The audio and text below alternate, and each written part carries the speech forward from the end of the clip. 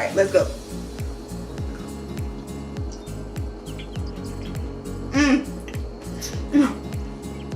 I know when it's good, I gotta dance. You hungry? Let's take a trip. What's up, locals? It's your girl AJ from Local Tourist Craves, and today for our super spooky snacks, we have something super easy, super quick, and super delicious. So we're gonna actually make Oreo Truffles, and all you'll need for this is Oreos. You can do any flavor that you want. I wanted to try this new one. It's marshmallow, chocolate marshmallow, so we're gonna do that.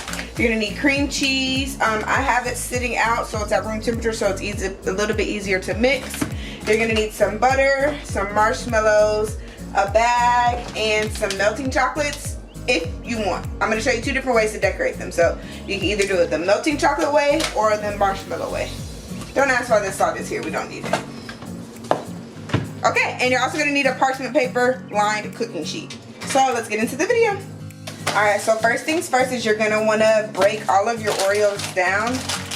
So I'm going to open them. I can never figure out how to open these, y'all. Because sometimes they have the little thing and sometimes they don't.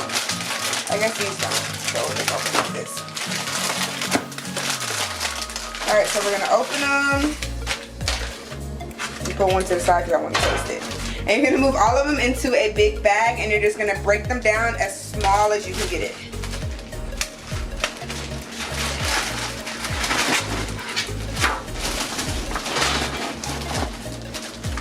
I'm going to push all the air out of the bag.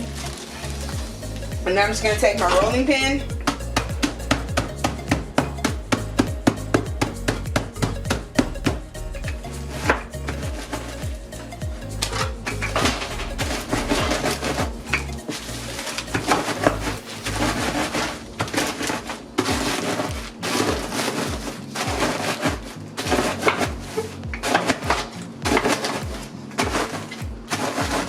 So you want to keep doing this until they're as pulverized as you can get it. Do however you see fit. Hit it, bang it, crush it, whatever you need. Just get them small.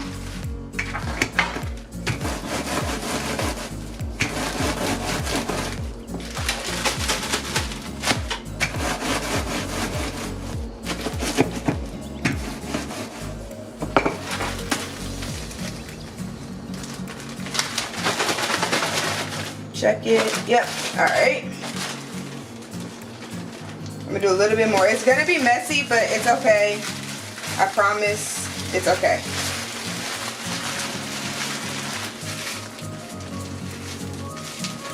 So once you get all of the big cookie pieces broken down, we're going to go ahead and transfer this to a mixing bowl so that we can mix the rest of our ingredients.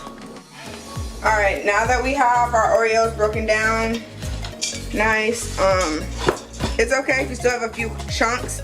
Once we incorporate our cream cheese, we're gonna go ahead and break it down even more, and it'll eventually come all together. So it doesn't have to be super perfect, but the smaller you can get them, the easier to make your life. So we're gonna take our room temperature cream cheese, and you're basically just gonna incorporate everything and mix it until everything incorporates evenly and it's a nice, even, it's gonna be like a paste consistency.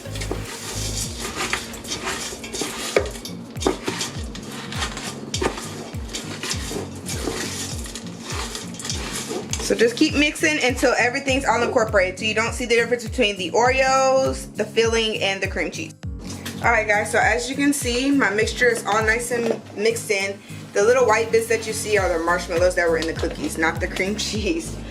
Which is even okay if you have a little bit of cream cheese left, but the more incorporated you can get it, the better it'll end up tasting once it sets.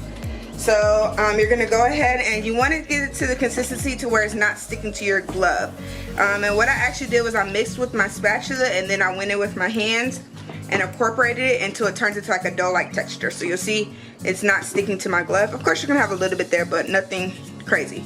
So now what you're gonna want to do is, I had to change my glove, y'all. Look how crazy that looks. Hold on, let me get it together, y'all.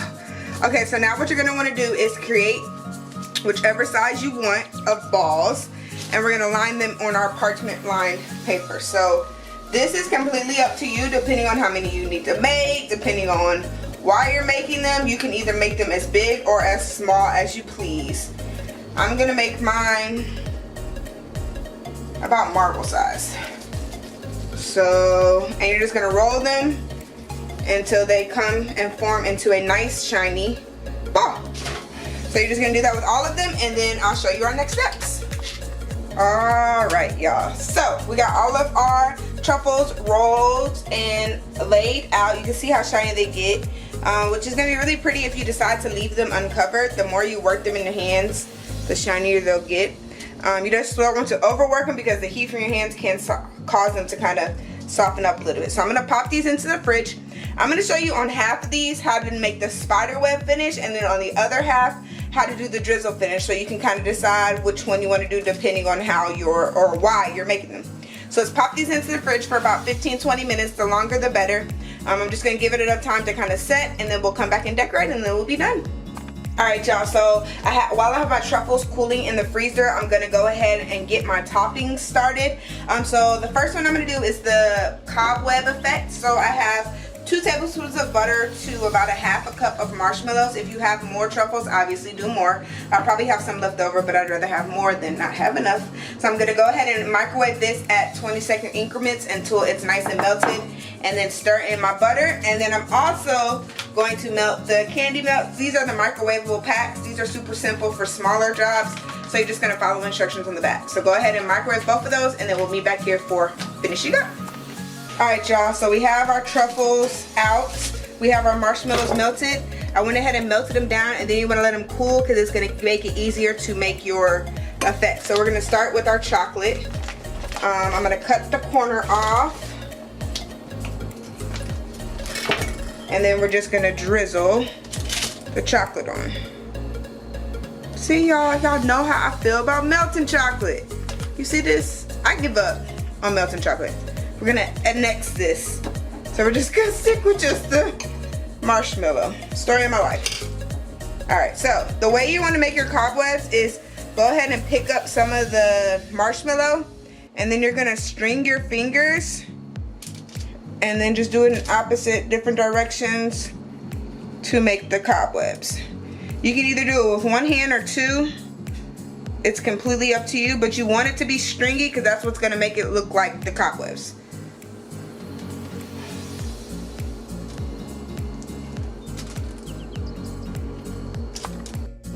Alright, y'all, so I just went ahead and did marshmallow on all of them, as you can see. I went ahead and put another glove on because it makes it easier when you have both of your hands covered in marshmallow, because you can kind of pull and tug and make them go different ways. Now, you can do this as much or as little as you want. It's completely up to you. This is actually kind of pretty fun, y'all. So you're just going to keep using the marshmallow. The more it cools, the more stretchy it's going to be. And you're just gonna stretch different angles so it looks like cobwebs. So I'm gonna go ahead and do the rest of them, and then I will come back and show y'all the final. But it's fun, y'all. All right, y'all, so I got all of my cobwebs laid down. I'm gonna go ahead and let these sit in the fridge overnight. And then all I'm gonna do is just package them. I just keep them separated, so once it hardens, I'm just gonna use like a paring knife and cut this way, but you see it's still warm, so it's gonna stick. But I think this is a super quick, easy. I don't know why I keep trying to use chocolate. I'm gonna just stick to what I know, which is marshmallow. So marshmallow never fails me. It always is consistent. So we're gonna just go ahead and let these harden in the fridge. And like I said, then I'm just gonna separate them as such, and then I'll let you guys see the final. Matter of fact, let's taste one and see. So the marshmallow is still gonna be a little warm, but let's see how it tastes. Ready? Y'all get the first bite. All right, let's go.